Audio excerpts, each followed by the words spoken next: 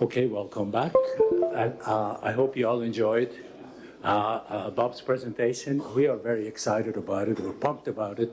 We hope that we can get tremendous uptake of the industry. That's what it depends on now. Glenn Hughes, Director General TIACA, needs no introduction, who will moderate this meeting. And I would like to welcome at this time the panel members, starting with Charles Drummond, please. He is the Director of Business Development and Sales at AVS ULD. Charles.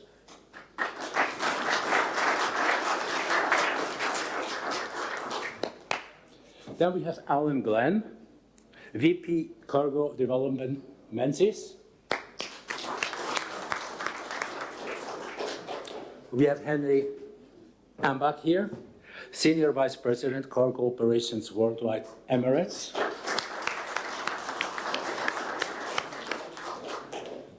We have Darren Couch, Global Sensing System, who you have all met previous presentation. And we have Jeff Edwards, Director, Cargo Network Control, Air Canada, old friend of mine. Thank you very much. And finally, Glenn, it's now all yours. Thank you very much. Great, thank you very much, Urs. I have to start with an apology, because this session is titled about digital, and everybody's going to say, but he's standing there with paper in his hand. So I apologize, I've got my digital glasses, but my analog system. Thank you very much, Urs, and Bob, when he comes back, as you said, he's making probably a very similar presentation in the other hall. First of all, I have to say congratulations to everybody that was involved in what we saw just before the coffee break. I think that was a fantastic tool. Well done to Darren, and we're going to come into the development side as well. But to Jeff to be involved in this, and the brainchild goes back, was it 10 years when the idea first came up to do something more digital? Is this on? Yeah. I think you just press.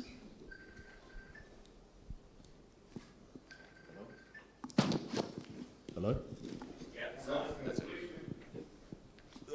it. 10 years ago, the intention wasn't to go digital. It was really defining the UCR process. And the output of that first working group was the content of the IATA ULD regulation. But thing's had a life, and it's been more than a project. I thought it was going to be a career. So after that, then the next initiative was moving on to defining the XML format for the UCR. So moving from the old cargo imp messaging onto XML format. But then we realized that if we were relying on IATA to drive this, we weren't going to make any progress. So I've been working with Bob over the last 7 years now, and then with Darren more recently, to look at, if we're doing this ourselves, what is the technology and what are the processes, and how can we implement something which is going to be easily adopted by the industry and be able to cater to the legacy systems that are out there, and also making it very user-friendly in terms of the data acquisition. So I'm really thrilled that we've got to this point now, and particularly for ULD Care, there's often a lot of talk about initiatives, but now we've really got something tangible, which is out in the industry. It's been tested and evaluated. I caught up with Manosh earlier, and he said the feedback from the guys has been really good in terms of the app. But this is creating real value for all the stakeholders in the aviation logistics chain, so the airlines, the ground handlers, and the forwarders. Excellent, and we're going to have a discussion about all those key themes, but I think congratulations again for what was probably one of the simplest yet most functional tools that I've seen for a while, and I think that's one of the key aspects of successful digitalization going forward. It can't be over complex. So before we start the panel, I'd like each of the panelists to introduce themselves, a little bit about their organization. I'm sure everybody in the audience knows them extremely well, so let's not go too long in the bios. I think I added up the combined years of industry that we have on the panel, and they paid me not to tell you how many years that is. But it's quite a few. So, Jeff, can I start with you? Hello. Jeff Edwards, and yes, I am with Air Canada Cargo. I've been with Air Canada about 38 years this past summer, so quite a while. I'm the Director of Cargo Network Control, and for my team, we manage, obviously, ULDs, which is a big part, our cool chain, our trucking, and our new freighter operation, which since the pandemic we've taken on. Excellent, thank you. And Darren, the new guy to the ULD world, as it were. Yeah, so yeah, it's been a bit of an introduction to ULDs for me. My company, Global Sensing Solutions, does a lot of work with sensors. And we were actually brought in to be involved with coming up with a sensor to help with the transfer of control. Well, that turned into getting involved with the mobile app and turned into a back-end system. My background, though, is in IT. I did IT managed services, outsourcing services for many large companies over about 25 years. So, excellent, thank you. Henrik. Well, I've been in my current position with Emirates for the last 9 years, where I'm partly responsible for our hub operation with self-handling in Dubai and PwC, and then also responsible for what happens at outstations, where we are, of course, with contracted partners. Standards and procedures, safety, all the things that goes into an operation. So that's roughly 3,500 people in total. Is your mic on? I'm not sure, I'm not hearing. Okay, is this... No, it's not on. It's not on? But you've never sounded so good. We borrow much better. The short version, 9 years with Emirates, globally operations responsible, including the hub in Dubai where we're self-handled, which means that we are talking roughly 3,500 people. Then, of course, what happens at outstations. Before Emirates, I was 13 years with Cargolux in a similar kind of role. Before that, I was on the other side in the handling business for 14 years. And I baby stepped into adult life as a freight forwarder. So I've seen the three sides of the business. So you genuinely would assign to yourself, accept from yourself, and then transfer to yourself. You've done all the roles. I typically deny myself. Alan. So Alan Glenn, VP Cargo Development, was my role when I accepted this meeting today. So my role at the time was looking after global cargo standards for Menzies, so a global services provider for aviation. So we do ground handling, we do passenger services, we do cargo in 75 locations around the world. Previous to that, I was with Cathay Pacific in Hong Kong for 22 years, ending up doing a very similar role to what Henrik was doing before in our Hong Kong hub. And global operations as well, so I also have sat on both sides of the fence. And currently I'm still a member of the IATA Cargo Handling Council as well, so involved in various industry bodies and setting standards, etc. Excellent, good. Charles, I know you're known, but it's a new name for me in terms of the business, so how things have evolved in the last few years in terms of your career as well, because that's an interesting... Well, yeah, I'm really here wearing two hats. So one is my involvement with ULD Care and this project specifically. Previously, I was 7 years at Uniload looking after the global operations, so for a very large ULD fleet.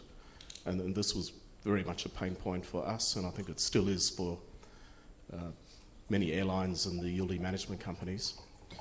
But as you say, more recently, I started at Avios ULD. We were Dreesen and Zodiac and then Safran. And so we've just rebranded under new ownership to Avios ULD. I'm head of sales and got a lot of our team here. We've got big ambitions for our business and got a lot of exciting things on the horizon for our company. Excellent, great. So I think you'll agree with me, we've got a fantastic panel of experts. One of the things I want to say, we have 7.5 hours dedicated to this panel discussion. Oh, it's longer? Okay, it was 7.5, it's 8 hours.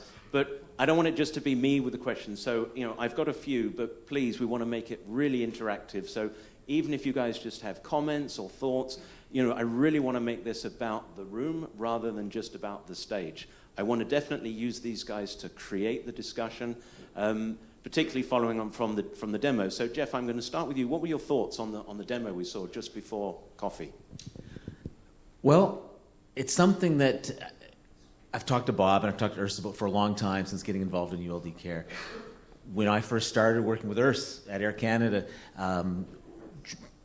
processing the UCRs as they would come through, the biggest problem was, and this got worse and worse and worse year after year as we become more digital with all of our communications, company co-mail isn't what it used to be back in the 70s. So now, for us to get a UCR, we usually get it from the station about 60 days after it was written. It's really not much good at that point. So to be able to get that real-time data into a system within a day, let alone an hour, is really going to be a huge benefit. And for us, our out-to-customer management, although we do it through the Uniload system, it is not easy because our employees are still having to write out the manual data, and then they hand it to somebody else who then puts it into the computer, who is working on something else, so it gets put somewhere else, and then it ends up in a garbage can, and it never gets done. So probably 70% of our transactions do get input, and we do track those down, but those other 30% sit and sit and sit. And then it comes down to the point, how do we get a hold of that freight forwarder? How do we get a hold of that off-cargo customer to get that ULD back? And that's the hardest part, is managing that return. Because right now, I don't think any of us have an abundance of staff to go chase these things down day after day after day. And that's what it's going to take, is getting this information in and now developing a system to recall them. Excellent. And Alan, your thoughts on seeing that demo just before coffee? That was a Steve Jobs moment. Because you were videoing parts, you were telling me that you... I was, actually. No, it's really good. And I think Bob and I go back a long time from our time in Hong Kong. But Bob's enthusiasm for this and ULD Care's passion in actually delivering something for everybody to see. We talk a lot in standards groups about what we can do, etc. So to actually see something in action, which is very understandable, very simple, is great. Not often do we get those moments there as well. And to do it live, in front of an audience and for it to work is really, really good. So to me, that's very telling for the amount of work that's been done in the background for this. So for me, that was really quite exciting to see something like that. We don't see industry groups coming out with products very often. So it's fantastic. Excellent. And Charles, were you happy the way, you've obviously been involved in the working group during the development. So are you pleased the way that it's turned out? Yeah, absolutely. Over the years, we engaged with various technology partners, and we went down some wrong paths. We were looking at blockchain for some time. And what became very important to us is that when this product was finished, that it had to be affordable for the ULD Care members, and also something that could be implemented easily. And we were very fortunate to work with Darren, who's really grasped all the nuances and the challenges out there in the industry about the different transactions. It has been very quick to develop the software and get ready. So yeah, great job. And seeing the demonstration, it was really good. And it's really nice for me to see it finally as an end product. Exactly. Now Henrik, you've been using the system, not you personally, but I think as Emirates for the last 2-3 months. What's the initial feedback from the pilot application, as it were? Well, Glenn, before we get into our experience, I think just for a moment, be so happy and proud that this was actually made by an industry working group, right? It's again a proof that in this industry, which is very segmentized with various stakeholders in the supply chain, if we don't work together like this, we don't come up with things. We each of us have industry organizations. We as an airlines have IATA, the freight forwarders have FIATA, the handlers are starting to get ASA, etc., etc. And all of these silo-based organizations, they talk a lot, but obviously they cannot. That's much better, thank you. Now I can even hear myself what I'm saying. Scary, but true. But they do not come up with these solutions that goes across the industry. And that is what a group like ULD Care has been able to. So first of all, big applause for enabling that to happen. Yes, it's true, we've been using it in New York, in Chicago, in the Dubai hub, and in Sydney for a couple of months. And the initial feedback is quite good. The people like it. The whole thing that they can get away from paper. They're used to not using paper for anything. I'm just about to say it's the last thing standing that still needs paper. The rest of the warehouse operation is already digitalized, either with pads or mobile phones, etc. Until you need to do something with ULDs, then you need a piece of paper and four copies. So it has been very well received. Of course, like always, when you come with something new, there's a little bit of, we have always done it like this, the learning or the teaching phase of getting used to this. But that is not negative. That's just usually whenever you try to change something people do, there's a certain period of getting used to it. But the overall experience has been great, and the feedback we get from these stations is, yep, we would like to continue to use this. So we hope it's not just a trial. We hope it's here for good, and then to spread out. Excellent. Now, Darren, I'm going to ask you a slightly different question. When you were first approached by Bob, and I can imagine it went something like this, he say, hey, Darren, you know, we as the air cargo industry, we move $8 trillion worth of goods around the world every year. And guess what? We use little pieces of paper to handwrite when we hand over something that's a container that may have $50 to $100 million worth of perhaps pharmaceuticals inside, etc. And then when it gets to the end, somebody hands over another piece of paper, and as Jeff said, 60 days later, it finally gets its way through, and we have no idea where that asset is, etc. What was your initial thoughts? And please, be brutal with us, because you know this industry is 120 years old now. And apart from me, maybe I shouldn't ask for this, hiding this piece of paper, but what were your thoughts? Well, I was a bit surprised. Surprised. I think that's called an understatement. Oh, really? Yes. Actually, more surprised because I didn't realize. I thought, you know, when you see airway bills, you see. So what I realized is that the tracking of the packet, of the contents on the pallets and in the containers was very good. But it was just the equipment was not being tracked very well, right? And that was the whole challenge that we were trying to address. So, you know, because I've seen airway bills with, you know, barcodes on it. I mean, you do anything with FedEx or DHL, you see all these, they track things. You can know exactly where your package is all along the way. But yeah, then I realized, wow, it's a different process to find the ULD, because once you remove those packages off, then it became that became the challenge, and I wasn't even aware of it. I mean, it didn't even dawn on me that was a thing. But obviously, having meetings with Bob, you know, and talking about what the situation was, and I will say that, you know, the amount of support that ULD Care has got from this was tremendous. You know, that was something that really got me excited about it, made me want to be a part of it, was because, you know, we had great conversations with the airlines. We could talk to people who, like Charles, has been trying to do this for a long time and gave us lots of, you know, input. And anytime I didn't know something, somebody would be willing to explain it to me. This is the way it works, and this is why it's important. So, you know, it's been a real labor of love, if you will, to bring this thing to where it is. And when you see how people react to it, you know, the very positive reactions, makes me feel even better, and know that I want to be a part of this and continue to move it forward.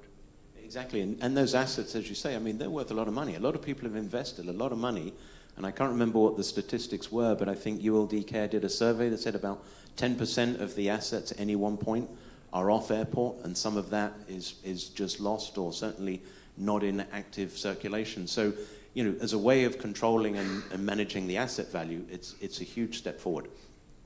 I'd like to now just is there anybody in the audience that would like to actually just, you know, give us their thoughts on the demo and the tool? I guess many of you are seeing or saw it for the first time. So did anybody have some initial thoughts? We have Urs, who's you know, looking very beautiful today, and with a mic. Any comments? Anybody wants to offer anything? We have at the front here. We'll first walk the back, and then we'll come through to the front. And please just announce which organization you're with. Yes, this is Albin from VRR. I just had a more of a general question. How are we dealing with the shippers? I know that's the final end. You mentioned the 10% is off airport. Is this also something that can be integrated into this, or is it the responsibility of the forwarder to take care of this within the application? Thank you. Anybody want to particularly take that? Henrik, it's a topic we've talked about for many a year. I simply can't restrain myself. And as some of you will know, I have just stepped down as the chairman of another industry organization called Cargo IQ, which is also, that's work on quality management, not ULD. But there, of course, we increasingly also have the discussion around the shipper. And Urs, thank you for the question. And of course, you have to get all the way. You need to get all the stakeholders involved in the transportation cycle. And that, right now, it's airlines, handling agents, freight forwarders. You will also very quickly start to talk about trucking companies for some of these processes. So map the entire supply chain to help us, helping our customers. It's no secret, so you can read that in the media all the time, that the air cargo business is changing. That means there's an increasing amount of air cargo, which is an interchange between airlines and shippers directly. So, because some shippers put up their own in-house forwarding sections, fantastic. So there, we also need the capability. So from our perspective, the answer to the question is yes and yes. You need all the stakeholders to be involved to get to final full success. And that's a great question. I want to come back a little bit later on, because when we talk about implementation and adoption, that's one of the key aspects, because it's also a challenge. ULD Care's history is very much about interline transfer. So it's going outside of that traditional realms, and you've got such a fantastic introduction through the tool to do that. Urs, we have a question here at the front, or a comment maybe on the demo. I'm not sure what...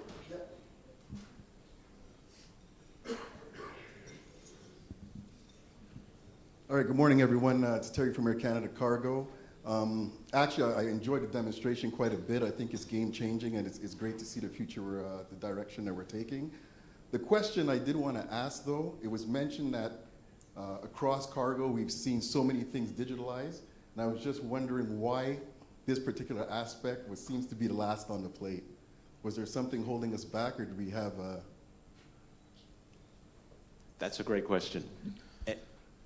Charles, you've been involved in this for a long time, and I know you've gone through many different aspects, and again, we're among friends here now, so let's talk about what didn't work in the process, because clearly what's worked, but the path to get to what worked led down other directions. Yeah, and look, I'm sure I don't have the comprehensive answer to your question, but I know one thing which has been a sticking point is the legacy systems that some of the airlines are using and the requirement to still be processing like the luck message. So in the work that Darren's done, it was making sure that the system could cater to newer, sophisticated systems, but then also be able to incorporate the legacy systems, and also to be technology agnostic, so not trying to push specifically the app, but make sure that it could interface with some of the systems that the ground handlers are using.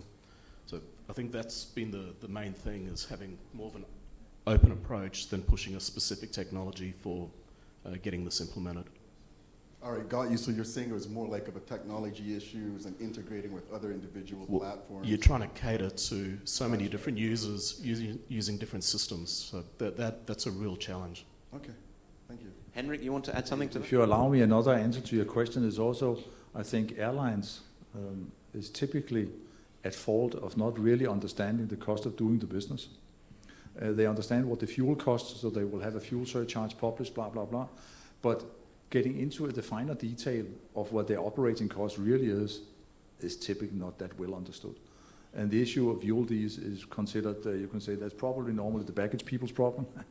so the cargo people, what's that to me? And that means you don't have the right focus. You could only hope that over time, and of course now after COVID, we're in a more challenging market again for air cargo. You see that in the media every day.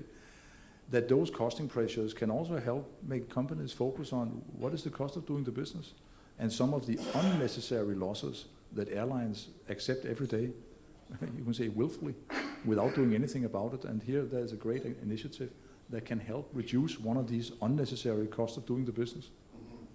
You see, and that's what I wanted to know, because I was wondering if it's around a lack of awareness.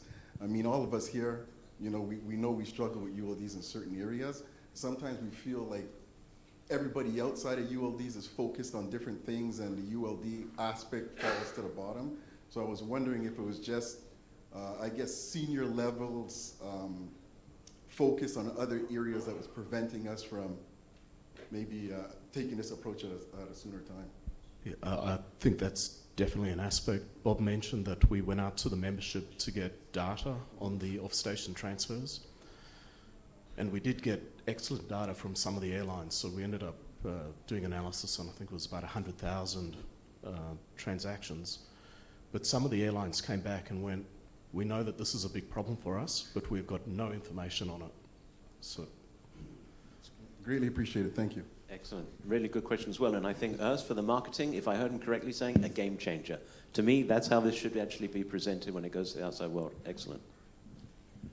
Hey, good afternoon, good morning. My name is Cam Richardson with Delta Airlines. So kind of building on that, the question that Terry has, but really, I thought the app was great. My question really is more aligned with how do we actually manage the change management aspect of it as we're integrating with other systems?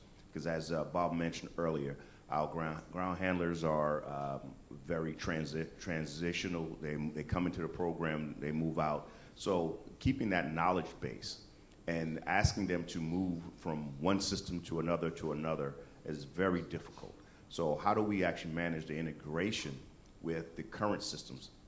I know we mentioned APIs and data transport, but if you guys can just at least address that, because we're trying to get away from the swivel chair mentality where there's multiple systems doing the same thing. So really that's what my question is. How do we manage that?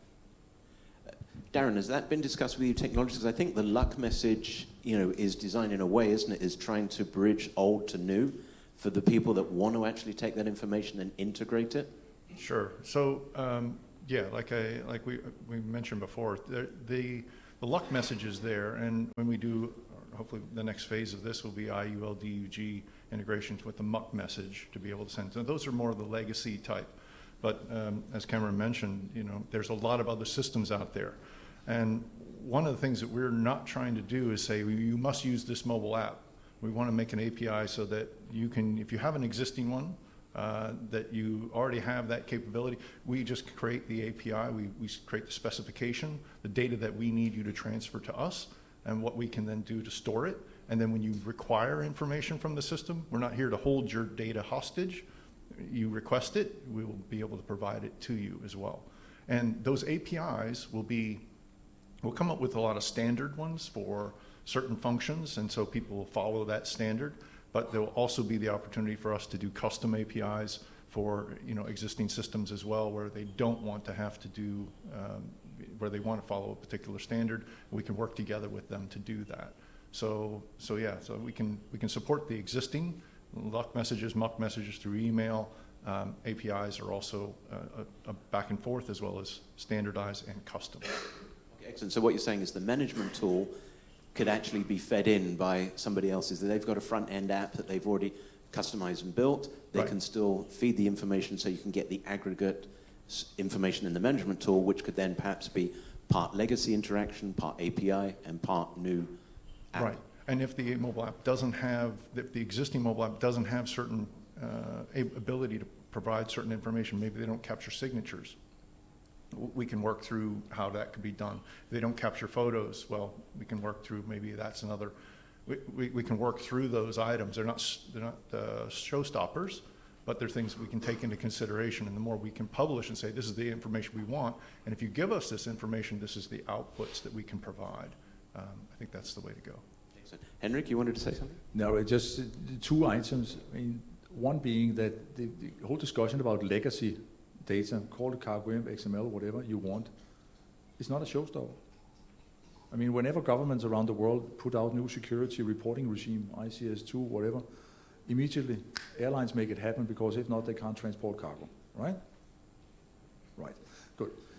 So it's not a technical incapability. That's more a question of focus, because when we have to, we can. Now we want to be able to can, not because we have to, because we want to, which should also be a good reason to can. So technologically, it's not really a problem. The other thing you could hope for is that the ground handlers involved in this pick this up, as you can say, as a sales argument. It's a service enhancement. We now have a new service element we can offer you. We could recommend that ULD Care would discuss with ASA as a relatively new organization who is trying to find something to do for their members on the handling side, that standards to be spread, to get the word out. So when we as airlines, we tender our handling contracts and tick boxes, that, excellent, they can also do this, phenomenal, 1 point extra. because they could help us with this problem as well. Excellent, thank you. Okay, I've got a next question. Alan, I want to address a question to you, because one of the things I really liked in Bob's commentary was the analogy or the reference to the car hire and the car rental industry. You know, that's a very similar, it's an asset chain of custody transfer. We take possession of the vehicle, they tell us the condition that they think it's in, we then go through, we take pictures of that, we store the pictures, or we send them pictures and attachment to an email saying, well, when I got it, there was a scratch here, so don't be charging me when I come back, etc. We also, and this is what I find most interesting, is we look after that asset much more because we know people are going to look at the condition in which it's returned. So I don't let my wife park it, for example. I'm very sorry for that comment. I know I'm probably getting daggers looking at me, and somebody's texting my wife now saying, he's mentioned your car parking again. But her view is there is no car parking space too small that she can't get into. And then invariably it means I said, but I can't get out. She said, yes, you can, and then opens the door, and you think, oh, no, now look what you've done. Scratched or whatever. So just the aspect of including pictures, very simple. I mean, in terms of the time it took, it was nothing. What Bob showed us, it was quicker to do the app with photos. You're getting more information than filling out the piece of paper. You know, so you're adding the benefits of speed and quality. So going forward, just the notion of having photos and having that as a record part of the custody transfer, do you see that as a way that's actually going to reduce damage to the assets? And it certainly avoid the debate as to who damaged it. So as a ground handler, my starting position is it's a terrible idea, we should never do it. Absolutely, no, I think it is absolutely a game changer. And actually going back to one of the previous questions is how did we get into this situation? And I think as an industry, we did lose focus on ULDs. It happened in the carriers. That person retired or wasn't replaced or was downsized at some point. And as handlers, nobody's chasing us, we're not doing it. So going to the photograph point of view, I think that having this in here will raise the bar, because if you're taking a photograph, very much that whole end chain is there, takes away any agreements on what's actually there. And it's a topic I'll talk about a little bit in tomorrow's panel on safety, how important that actually is when we're handing over units on the land side. Is really, really important that we do this. So I think it's both easy and it raises the game. So I think that's a great benefit for everybody. Two more things for the marketing brochure now: easy and raises the game. Jeff, from a carrier perspective, you've invested a lot of money in these assets. Just the notion of photographs and tracking evidence, do you see that as a huge game changer, as we've heard today, in terms of protecting your assets, reducing your repair bills and all the rest of it as consequential savings? Excuse me, definitely. As we look at, especially our staff, we've had a lot of turnover in the past 3 or 4 years at the airlines. I have to think the ground handlers are going through the same thing. I have to think the forwarders are going through the same thing. Training these employees takes a lot of time, and developing these courses and getting them pushed out to every person along the line is something that's very hard to do. I work very closely with Jen on trying to track down our excessive damages that happen, which is something not through the normal wear and tear. Who's putting that hole in the forklift? Is that happening when it left Air Canada's facility? Is it happening when it comes back to Air Canada's facility? And trying to pinpoint that is impossible to do right now, because we don't have, even with the UCR that we have, nobody fills out the damages that are on it. We're lucky that we get the number, we're lucky if we get the time, we're lucky if we get the right customer on it. So to have an actual data print of where that damage occurred is another huge game changer. Excellent. And Darren, I mean, the amount of data that this is going to generate, phenomenal. I mean, considering now, we say we don't get. If this was, and let's just now project ourselves to the point, everybody's using this. And as the questioner said, from shipper through. So every time there is a chain of custody transfer, everybody's doing the in, the out, etc. Just phenomenal. Is there a risk we end up now with too much data, or is the intelligence tools, ChatGPT, whatever, ChatULD, BDGBT, they love long acronyms, so you could get something in there where you could actually interrogate the system to get all that information out? Is that where people like you with the data background think that's going to be cool? So the question really is, with the amount of data that could come into the system, how usable is that? How can you interrogate that to get additional value? Right. To do assessments of stations, well, here is I'm getting more damage here, I'm getting more delays here, I'm losing more assets here. I mean, it could be network-wide incredible. Well, I think that the point, too, that I was making before is we want to make sure, our preference is we try to get every transaction through the system. The more transactions we can get through the system, the more useful it can be for the analytics to be able to look at it, not just from an airline perspective, but from an overall industry. And we can potentially pinpoint pain points and problems that could then be addressed to, again, benefit the whole versus just one particular airline. In terms of scalability, I think is what you may be referring to as well as, so we spent a lot of time architecting this system. We take an object approach, but we also put it into a scalable environment so that as demand or as number of transactions are happening start to increase, we spin up more virtual machines to be able to handle that. When they're not there, we bring them down automatically to be able to handle it. So we can load balance and we can scale. My biggest, not concern, but it's in these pictures and signatures, all this info is going to start to, the data is starting to get big, right?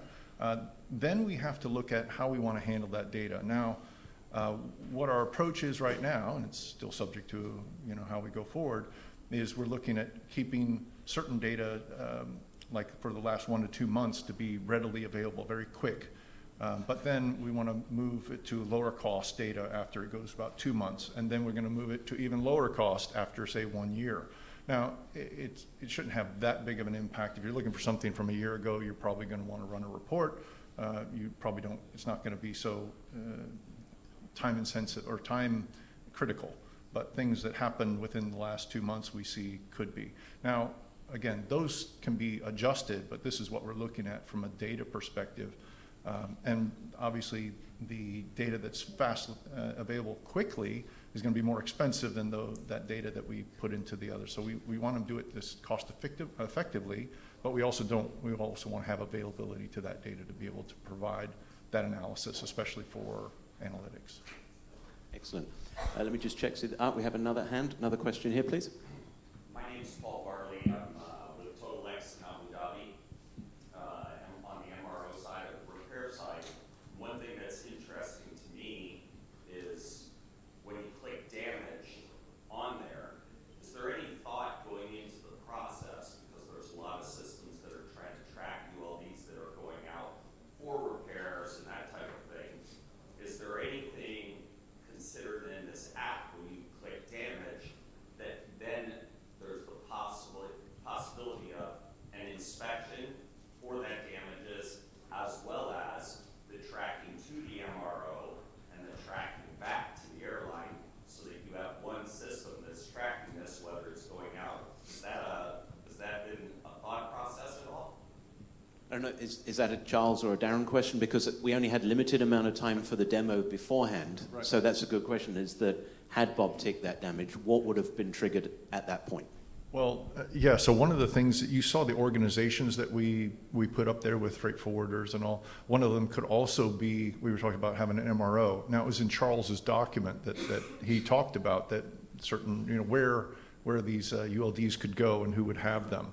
So one of the things we thought about, it's not implemented in this version, but we could, if it's marked as damaged or unserviceable, it could be that it needs to then go to an MRO, and then we could track that. We could then send it to the MRO and then keep track of how long it's at the MRO and when it's returned back. And when it's returned back, it goes from an unserviceable damage to a serviceable unit right from the MRO.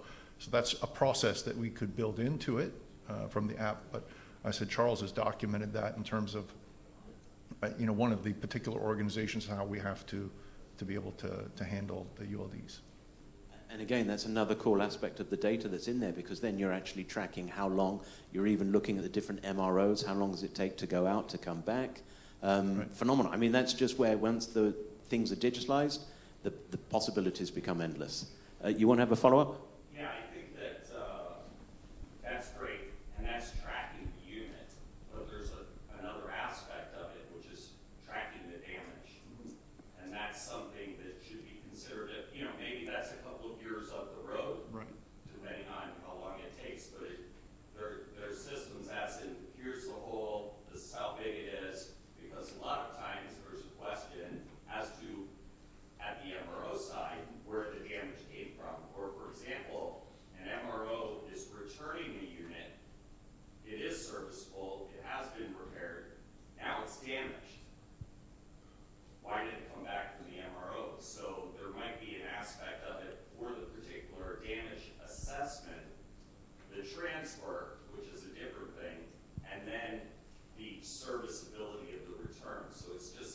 might consider for a future phase. But I guess somebody would have to sign off on the equipment anyway to say that the damage has been repaired and is now a serviceable unit.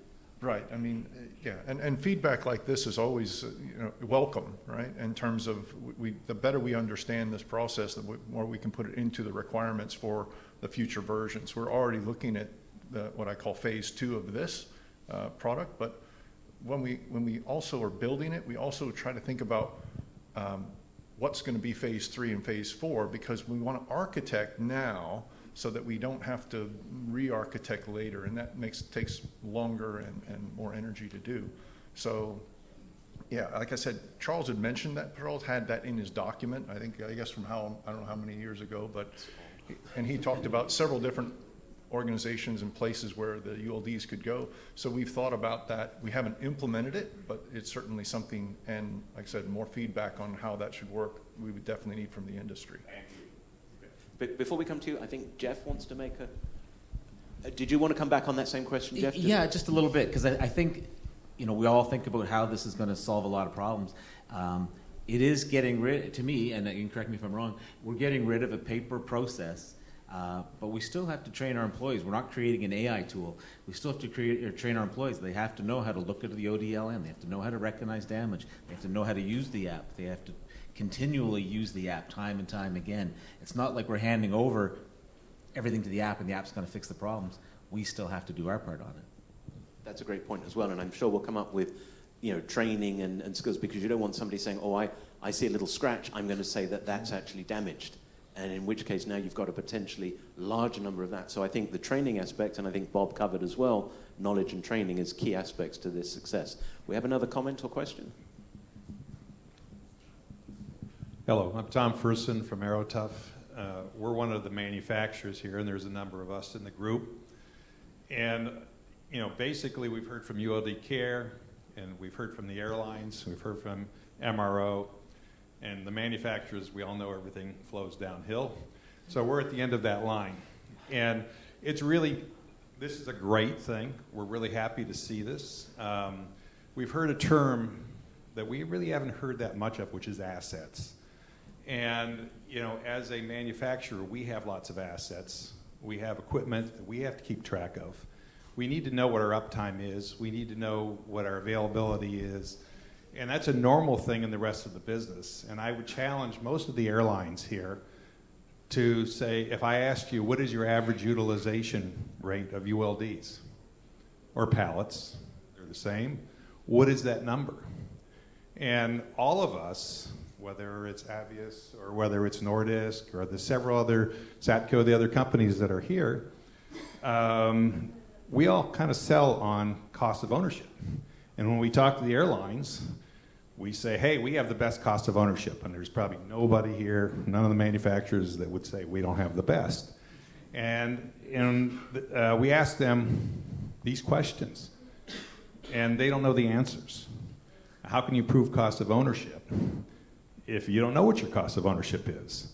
They have a bulk number. They know how much they spend in repair parts and maybe how much they spend in labor. And the folks like Jetainer and Uniload and the other folks out there probably have a better idea, but nobody really has a good idea where their units are.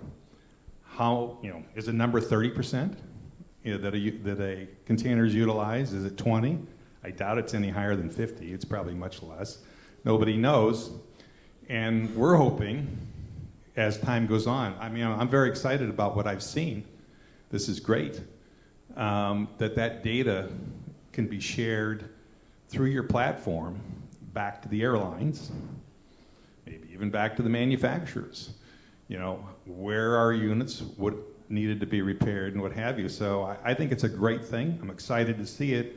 But this just not stop where we are right now, because there really is no good industry information about utilization of assets at all.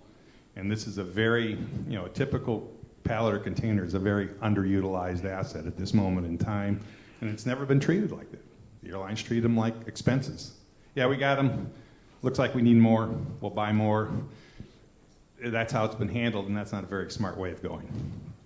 Great comments. And I do feel, just looking at the tool and just listening to how you guys are already reacting, that we're at the starting gate of something that could be pretty big here. And I see Bob nodding furiously at the back there, and I think that's cool. We had another comment down here. Us, please. I think it was Terry. Terry, yeah. Just going back to the data, for myself, I'm very data-driven, right? And I see huge opportunities here, especially for continuous improvement. If we can understand, for instance, what's being damaged, okay, who the damage is coming back from, even in our area, what area of our facility the damage is taking place. So the more we capture, and I'm hoping we're going to capture everything, there's a lot of opportunity to actually help us improve our processes as well. Okay, and for the photo functionality, kudos to you, because a picture speaks a 1,000 words, and to be able to have that and present to an individual who may have damaged the unit, I mean, what can we say? So, excellent. Absolutely, fully agree. We have another comment here, and it sounds like you're going to need to upscale even more for computer power. There's a question back to the airlines on that point. As a trade association, one of the things that we're grappling with is then how do you price this, right? So for sure, the visibility of the assets is just like the foundational thing, and that's going to bring a lot of improvement in cycle time out to the off airport. But things like you mentioned, Terry, where if you do want to get more information on damage trends and that sort of information, do you as an airline believe that's something that you're prepared to pay a bit more of a premium for? I think we just have to be careful in terms of pricing and other stuff. I think that's it gets us in difficult because the reason why I'm saying, Charles, these are great questions, but they need to be done bilaterally, as it were, because I think the key with this type of tool is that the value extraction is going to be different for other people. A lot of it's going to be based on, hey, and like you're already saying, Terry, I can see you're getting excited about the use of the data. So, so you see the value in advance, whereas other people may say, you know what, we're a little bit earlier in the stage. So I wanted to try and avoid, forgive me for saying that, Bob, I want to kind of avoid pricing because I think we want to focus on functionality and benefit and let that discussion happen separately. But Henrik, did you want to come in? Yeah, well, now the chairman may slam my hand, but you can say we talked a lot about optimization, we talked about improving, you can say, the repair side, but it also enables airlines better to charge demurrage in those cases where they would like to. Allegedly, again. No, I can, but it does. Yeah. I'm not talking about functionality now. I'm not encouraged. Don't know, Glenn, I'm fully respectful. We're talking about capability. And of course, if you have this functional paper process, you cannot charge demurrage. If you have a functional process, you can. I don't think there's any antitrust in that statement. No, that's actually very well said. And if you're getting the paper 60 days later, it's difficult. But what we can say in the car rental industry, if something comes back damaged, they send me a bill. If I bring it back late, they send me a bill. Exactly. If I don't bring it up full of fuel, they send me a bill. Exactly. If I leave my wife in the car and kids, they send me the car back. Yeah. Sorry, we had another comment question. That's right. Good morning, everyone. My name's Abdullah. I'm with Qatar Airways. I'm the manager of ULD operations and MRO. I'm also part of the ULD Care Board. The tool that was presented earlier is fantastic. It's great that we have now visual record of the units leaving, and it assists in generating the LUC, which is a cumbersome process on paper. Now, given that the tool is in its infancy, there's a couple of things we need to be very careful on. The conversations that's come up and the suggestions that's come up multiple times on how we can use this to get better visibility on your damages. I believe that the core of the tool is to facilitate and aid in the LUC generation, and the images and the damage identification is a secondary auxiliary feature, and very important as well. The damage verification is a challenge that we have right now, and I don't believe jumping immediately to using this tool as an indisputable, source of information on damages is the right thing to do so early on. Damage verification is a very complicated process. You have your ODLNs and you have your CMMs and other tools. But We just have to be very careful on how we immediately start relying on that data as yes, it is damaged without, without proper verification. That's one. And second, the tool, if you think about it, is for the LUC facilitation, which is just for when the custody transfer happens off-site. That's only a small percentage of where the damages happen. A lot of the damages happen on the GHA's handling. If we start relying on this tool to generate damage information, you're going to need a second tool to oversee the damages that are happening at the GHA level. Otherwise, it's just going to be an isolated picture. Potentially as a phase 2 or future phases is just how do we, can this tool be incorporated to more than just the LUC component, or we just have to make clear that the damage verification is just a feature and a secondary feature. Just something to consider, because the last thing you want as an airline, and I'm an operator repair, MRO, last thing I want is for a container to go out and the pictures haven't been taken of the damage, and for it to come back as is, only for us to discover the damage. And because the picture wasn't taken, there's that conflict, and you don't want to go back to your forwarder, who's your money maker, and tell them, I need to charge you X number of dollars for a damage that I didn't see or record. Bit of a touchy subject. I think there's a lot of there's a bit more research, I guess, on how to best use it.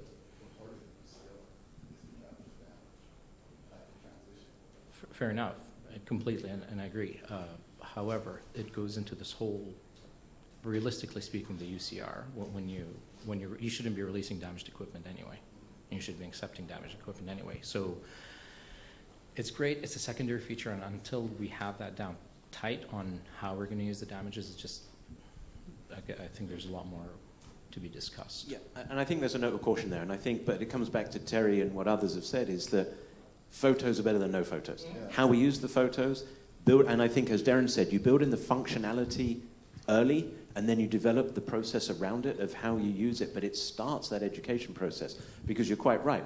If I take a picture of an undamaged part of the container, and the damage was on the other side, and I forgot to walk around it, that really doesn't help the discussion later on. So there are many steps to actually go through to extract the maximum value. Alan? I think, to me, I completely agree. To me, what's more important is for this initiative to be successful. I think that's the key thing to happen. So I think if we get as many airlines on board as possible, then the pressure comes on us as the ground handlers to get the data in a different way. I would prefer not to use the app, but it's fantastic. That's been thought about from day one. I need to do something so that I can capture the data, so that in my warehouse, where I have 10 different carriers, I have hopefully 7 on board with this platform and 3 that don't. Doesn't matter. I have one process. I do it all the time. That raises my game. That's better service for everybody, and I think that's really good. So there's a lot of potential in this. The key thing is to get the carriers on board. When we've got the carriers on board, then it's an interesting thing. If you've got enough data there, then you can build out from that place, and it gives us the potential to do more, because we will actually be doing what we were supposed to be doing in the first place in the piece of paper. Can I just ask you, today, if you represent 10 carriers, do you have 10 different books like Manoj showed us earlier of UCR? I have 10 different books, and I have 3 carriers that are probably interested in me in following them out, and my staff will probably work that out. That's the danger. Whereas if I've got one app and one process, even if one customer cares, that will raise the bar in my operation. Okay, so which leads me to my next question, which I'm going to ask to each of you. I'll start, Jeff, coming through. It's great, we've heard really positive comments. How do we as an industry now take this to the point where it is universally adopted? How do we go about now taking it from a great looking, fantastic tool, simple to use, good functionality, even if it needs to be developed a little bit more to use it in a real-time implication, great data potential, game-changing, but right now it's being piloted by one, another carrier has looked at it for a little while. We need to get every carrier, every ground handler, every forwarder, every shipper that's involved in this industry to say, that's the go-to app. The same way, apparently, to send pictures of little puppies around the world, you must use WhatsApp. And you must send them to your dad when dad's in the middle of a meeting, and his phone, like Bob's, is up there and a little puppy flashes up. But apparently that's what my daughter uses to send messages. It's a standard. How do we get this adopted worldwide by everybody? And I'd like each of your thoughts. Well, I guess the first one for me that I always fall back on, and I'll ask the crowd here first, how many people have a personal cell phone? Probably all of you. How many people also carry a company cell phone? Probably a fair chunk of you as well. We have the same thing in the workforce, right? So you have your employee who you'd like to tell them, yeah, could you please leave your personal cell phone in your locker? It's not going to happen. They're going to have it with them. They're also going to have a device probably for scanning. They may have another device. So when Bob was up here on the stage, he needed a holster, for the different devices he was holding. So to have it, being on Android, being it on iOS, that's great.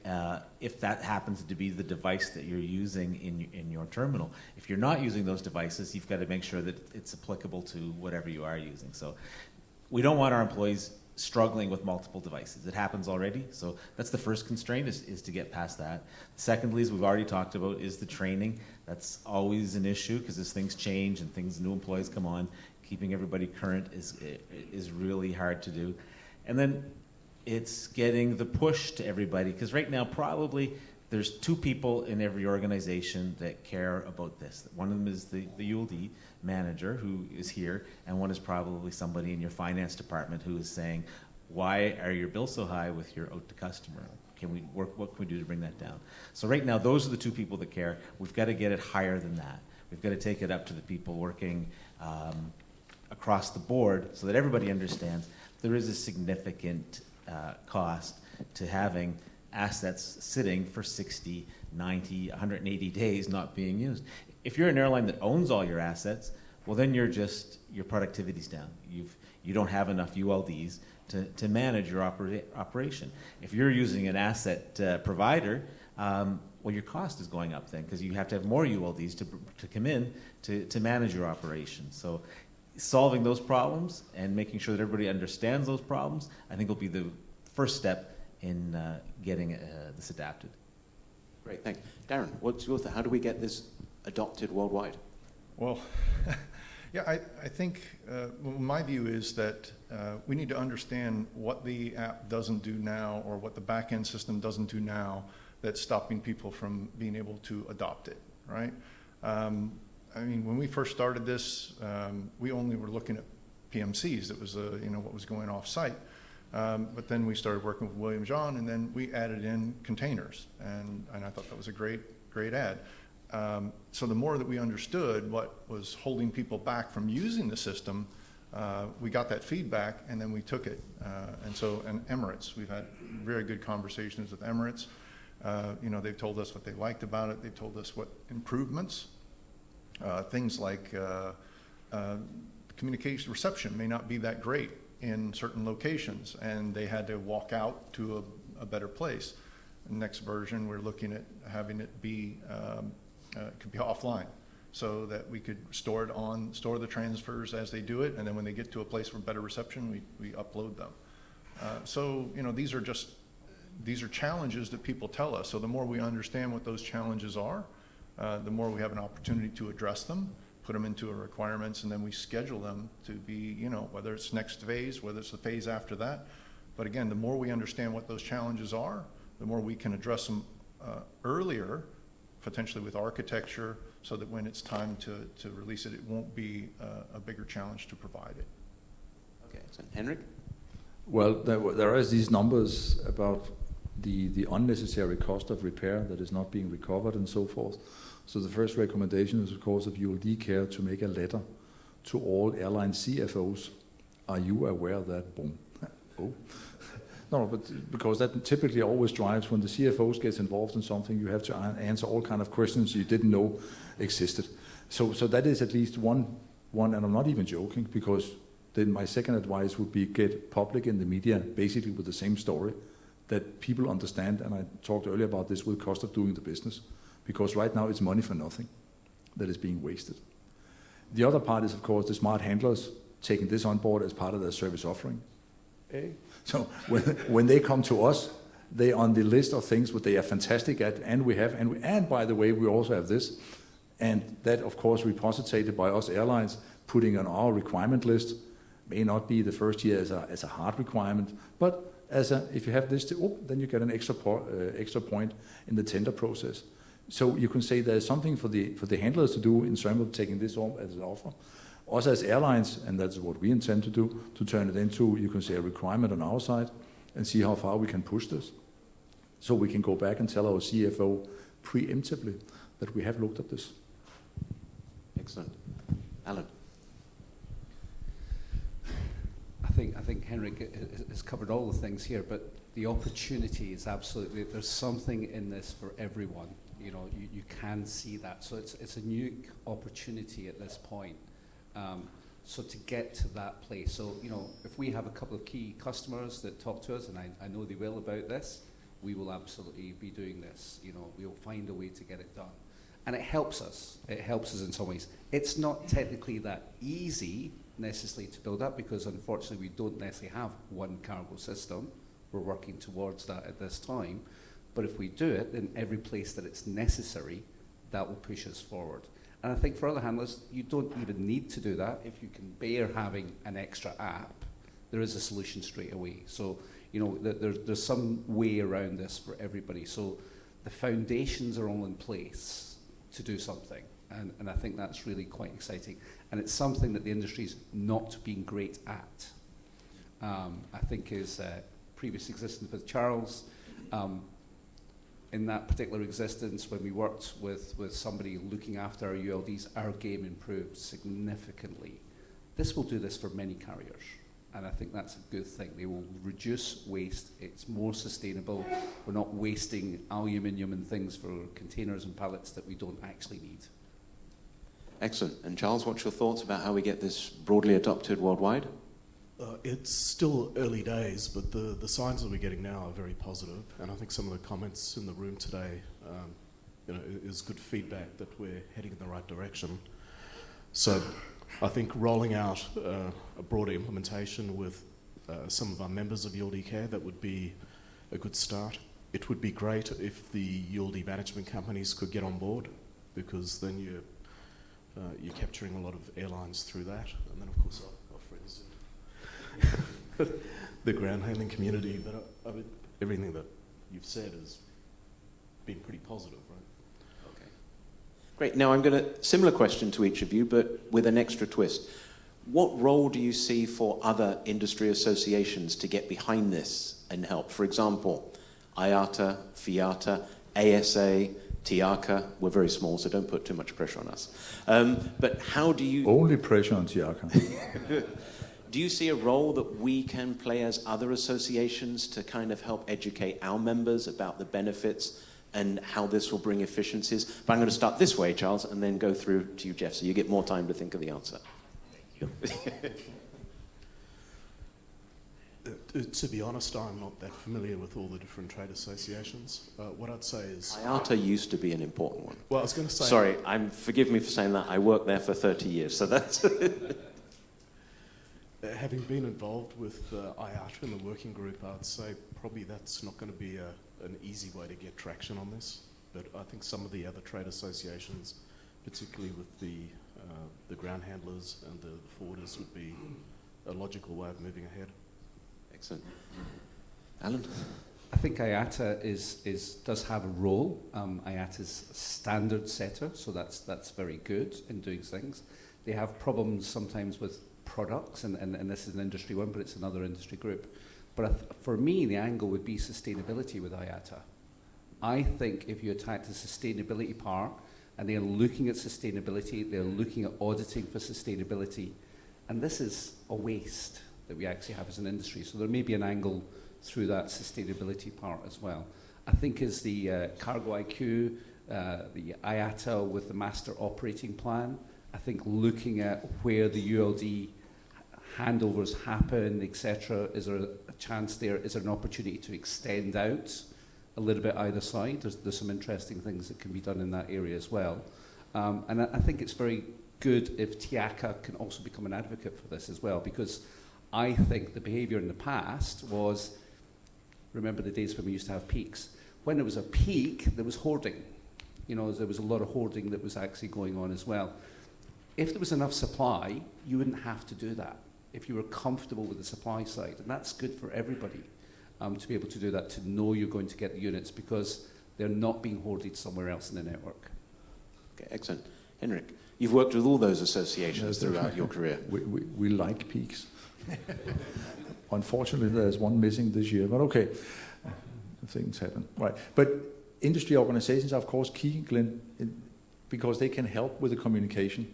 I also believe that IATA could be very helpful, and I think again, if it is being brought to IATA by us, Happy Airlines, that guys, we have a problem here, we are losing X million for nothing, right? Could we do something? And then IATA might actually take it up because they would also look for something to justify their existence as what we pay them to do, kind of thing. So if we go to them, and maybe they are probably not aware today, so it's probably, you can say innocently, lack of focus, they're maybe not aware that this is the amount of money that is being lost by the industry. So let's tell IATA this. I'm sure that they would then also take it active.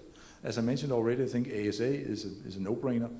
And also, they are an emerging organization that probably would look for certain things they can use also to elevate their importance in the industry by delivering something. Voila, here's something they can help with. And then, of course, FIATA on the forwarding side, equally obvious. So yes, I think the industry organization, TIACA, typically is very helpful with this communication part and influencing people to focus on these things. And then, of course, it's up to the individual players in the business to pick up and run with it. But the industry player is absolutely necessary and can be very helpful in driving the communication. Excellent. And again, the messages that we've heard just in the last 2 hours, you know, benefits for all, the sustainability angle, avoidance of wastage, increased data, you know, there's just, it's a tick, tick, tick, tick, tick. Darren, I threw a lot of acronyms that you're going to say, what the hell is this industry about? You were learning Lux and Mux and Mix and Max and all the other things, and now we throw out all these others. Well, at least I met somebody from TIACA, so that was nice. So I think I'll just answer the question a little bit differently. One of the areas that we were looking at for phase 2 was how to improve the freight forwarder side of it. Because right now it seems to be everything focused from the airline and the cargo and kind of dumping it onto the freight forwarder. The objective of the system wasn't just to push things to a freight forwarder and point at them. I think it would be good if the tool would have a dashboard, a very friendly, user-friendly dashboard for the freight forwarders, because the objective is to get your equipment back and get your equipment back in a serviceable manner, right? So I think that's something that I see as that some of the organizations that you mentioned hopefully would be helpful in helping the platform or the system to move into that direction, which I think could benefit the entire industry. Absolutely, and forwarders love data as well because, you know, they don't want to hoard. They also want access to those assets when they need them, particularly if they're doing shipper builds, etc. So, as you say, and I think as Bob's presentation addressed, there are benefits for everybody in this. We just need to make sure that they're articulated so one sector doesn't feel, you're just trying to pick on me again. But I think that's really important. And Jeff?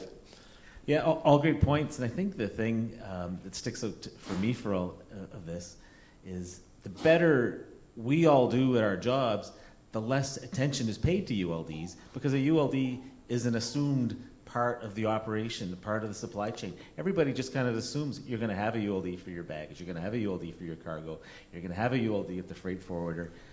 And the better we are at that, the more that happens, and the harder it is to push this information further up and to those industries, because everybody just assumes that they're just always going to be there. So getting everybody on the same page and understanding that, and the work that goes into everything that happens I think is going to be the struggle there, and to make that happen. Great. Now let me just turn to the audience again. Does anybody have any thoughts here of how this can actually, you know, it's really guidance to Bob and us and the rest of the ULD board. You know, how can we make sure that this gets broadly adopted as quickly as possible? Any thoughts? Go-to man. Go-to man.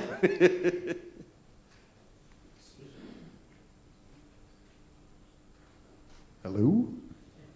Okay, I think everybody hit the nail on the head. It's about showing the benefit to the end user. At the end of the day, if there's going to be a benefit, we're going to use it. If it's going to do something for me, make my job easier, you know what? I'm going to use the tool. Once you have everybody using the tool, the regulators are going to listen to you. You know why? Because everybody's using the tool. So now we have to put measures in place in order to govern the use. So I think we really hit the nail on the head by saying, let's show the benefit to everybody else. And once they see it, they'll adopt it.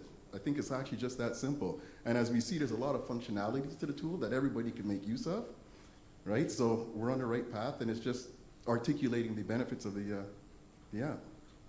Yeah, I mean, I agree with you. It's one of those that, you know, the elevator pitch is actually pretty easy to do with this. You know, you show that video and you just say, this is what it does. And it's not a lot of complicated explanations, etc. Any other thoughts or comments?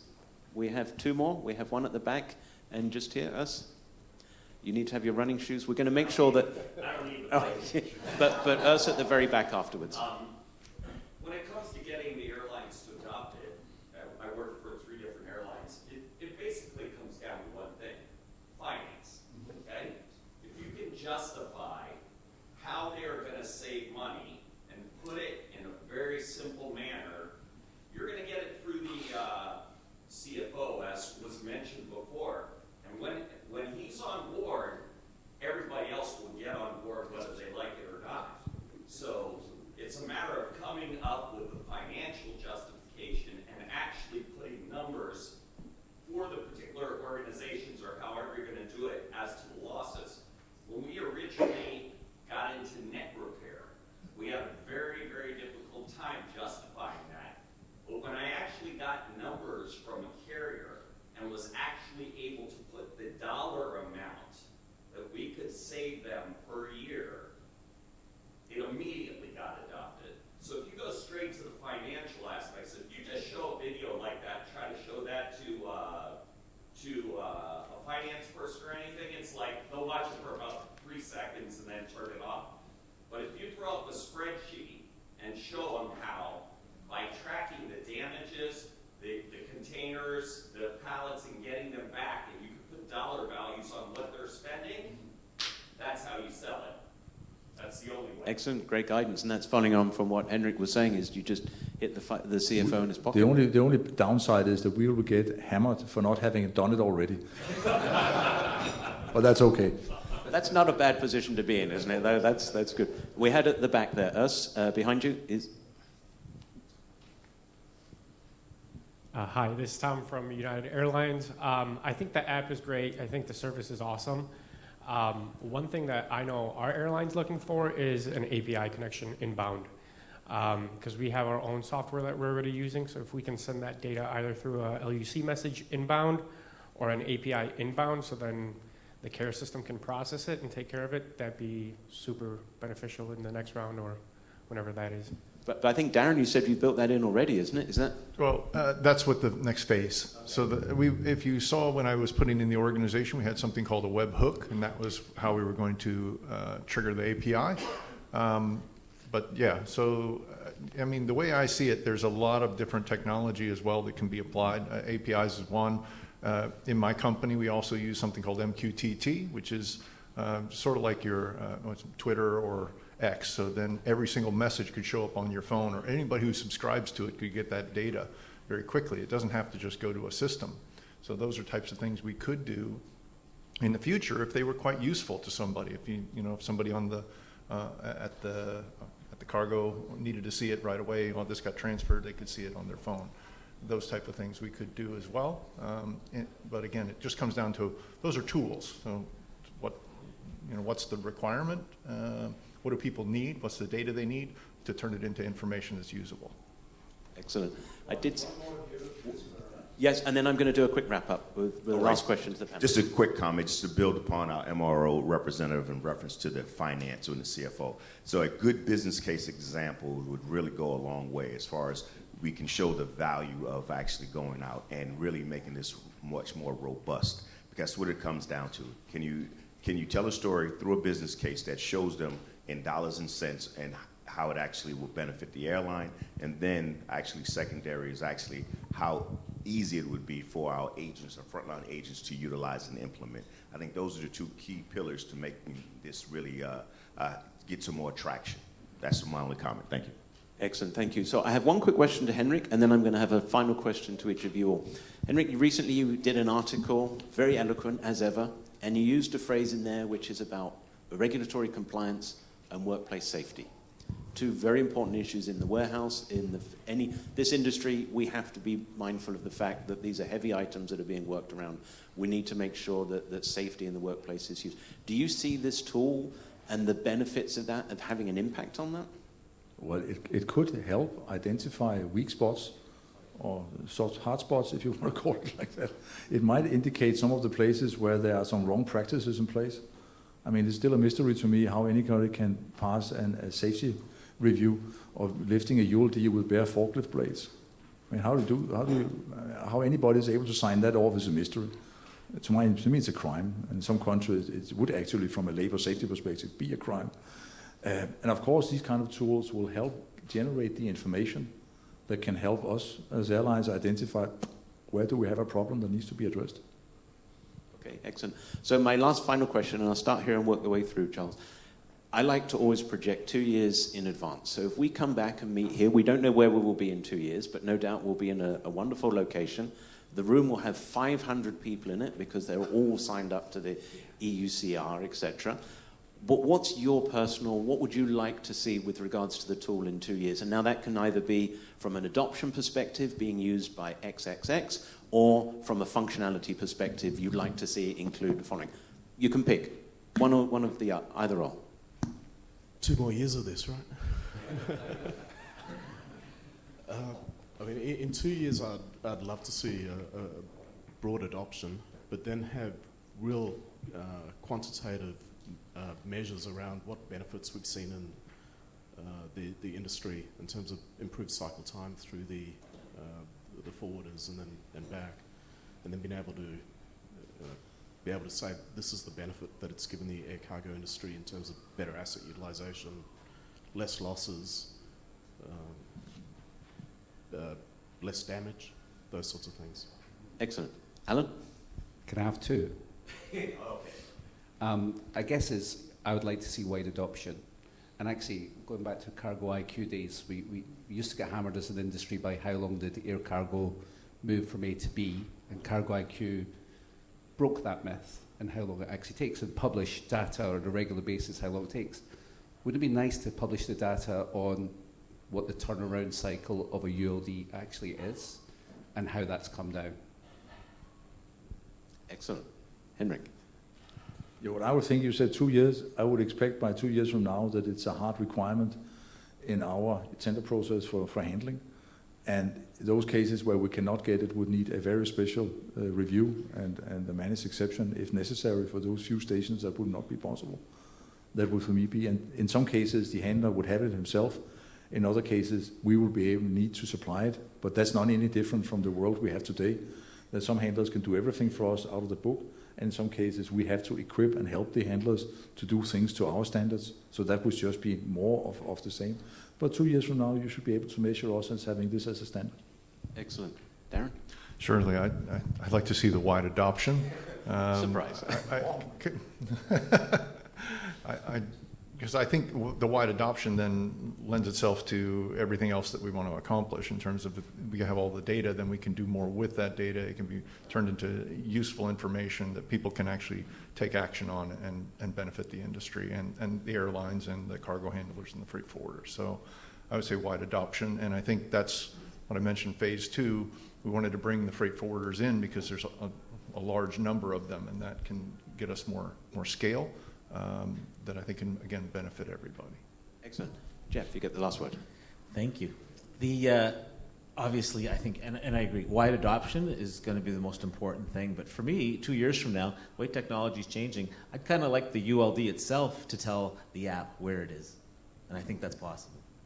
Okay, take note, Bob. Okay, so please, can I ask you a round of applause for the panelists? They did excellent work. And thank you guys for really great interaction, some really good comments and questions. So thank you guys. And I was kidding, it's not 7.5 hours, so we're finished.